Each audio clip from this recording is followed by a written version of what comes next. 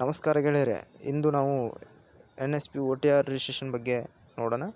ಮೊದಲಿಗೆ ನಿಮ್ಮ ಮೊಬೈಲ್ ನಂಬರನ್ನು ಎಂಟರ್ ಮಾಡಿ ಸೆಂಡ್ OTP ಮೇಲೆ ಕ್ಲಿಕ್ ಮಾಡಿ, ಆಮೇಲೆ ಬಂದಿರೋ OTP ಅಲ್ಲಿ ಹಾಕಿ, ಮತ್ತು ಅಲ್ಲಿ ಹೇಗೆ ಕಾಣ್ತಾ ಇದೆಯೋ ಹಾಗೆ ಕ್ಯಾಪ್ಚಾನ ಹಾಕಿ. ಕ್ಯಾಪ್ಚಾ ಹೇಗೆ ಕಾಣ್ತಾ ಇದೆ ಹಾಗೆ ಹಾಕಬೇಕು, ಇಲ್ಲ ಅಂದರೆ ಮತ್ತೆ ಹಾಕೋಕ್ಕೆ ಹೇಳುತ್ತೆ.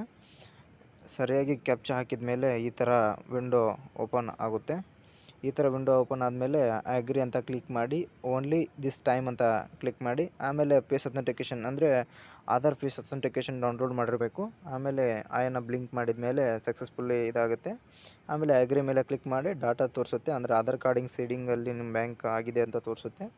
ಆಮೇಲೆ ಅಕಾರ್ಡಿಂಗ್ ಟು LC ಪ್ರಕಾರ ನಿಮ್ಮ ತಾಯಿಯ ಆಧಾರ್ ನೇಮನ್ನು ಹಾಕಬೇಕು.